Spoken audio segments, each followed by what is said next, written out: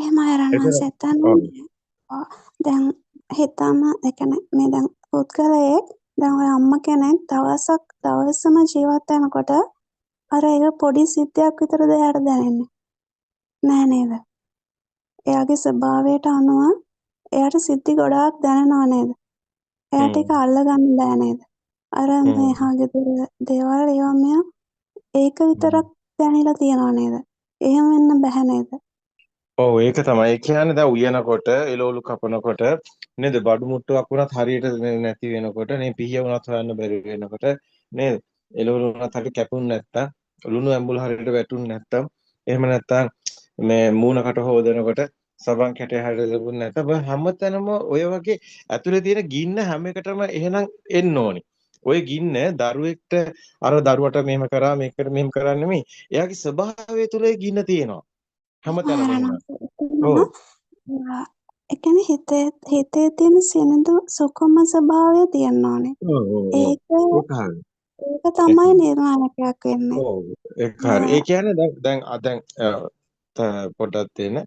ඒ කියන්නේ දැන් ඔතන එහෙම සිද්ධියක් කියනකොට දැන් ඔහොම සිද්ධි කියනකොට අපිට තේරෙනවා එහෙනම් මේ තමන්ගේ ගින්නනේ ඔය කියන්නේ.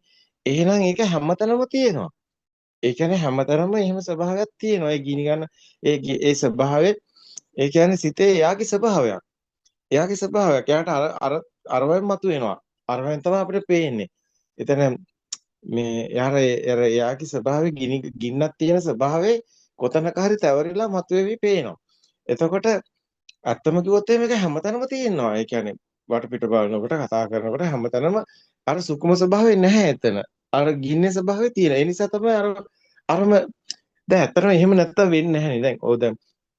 දැන් සාමාන්‍යයෙන් නේද හැමෝම හොඳ නරකාන්ත නෙමෙයි හැමදේම සිද්ධ වෙනවා. එදිනෙදා කටයුතු කරනකොට අපේ එදිනෙදා ජීවිතය තුළ හැමදේම සිද්ධ වෙනවා. සත්තු උනත් නේද?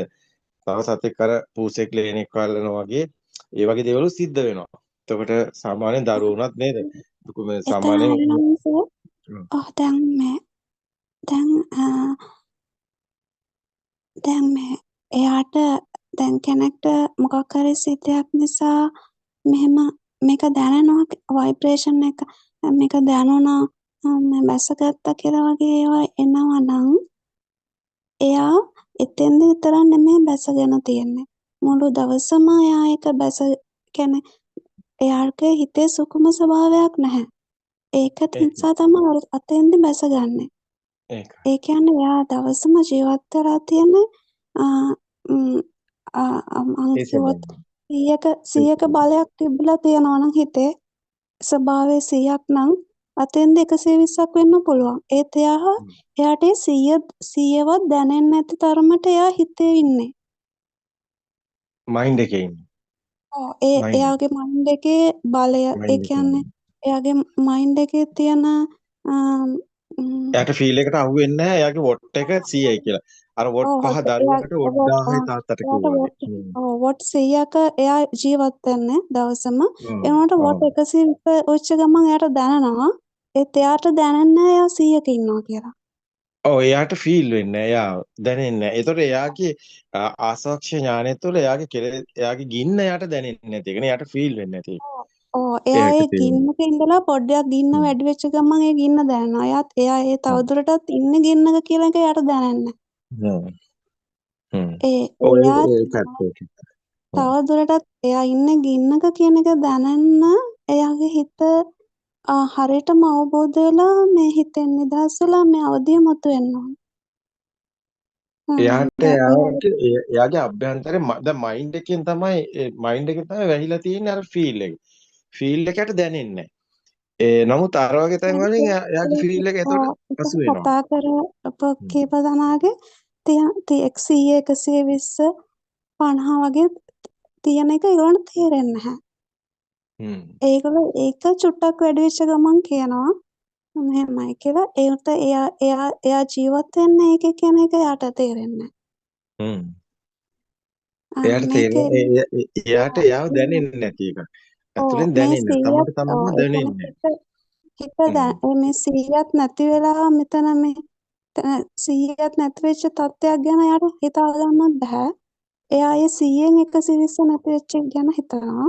ඒත් මේ 120 නැතිවීම 120 වැඩිවීම 110 150 එහෙම හිත ගියා කියලා තේරුමක් නැහැ. මේ 100ම තමයි ඉන්නේ. අන්න ඒක තමයි උතන තියෙන්නේ. ඒ කියන්නේ තමන්ට තමන්ගේ කෙලෙස් ස්වභාවය හඳුනා ගන්න බැරිකම. ඒක දැනෙන්නේ නැද? ඒක තමයි ඔය දර්ශකයෙන් අහුවෙන්නේ ඒක. ඒකෙන් පේන්නේ ඒ කෙලෙස් ස්වභාවය.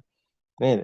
ඒක අභ්‍යන්තරේ ඒක අපිට දැනෙනවා නම් ඒ දැනෙනවා නම් ඒක ෆීල් එකට අහු වෙනවා නේද? මේ ස්වභාවය හැමතැනම එහෙමනම් තියෙනවා. එහෙමනම් ඒක හැමතැනම තියෙන ස්වභාවය. ඒක දැන් සුකුම ස්වභාවයක තියෙනවා නම් ඔය මොන වුණත් ගාණක් නැහැ.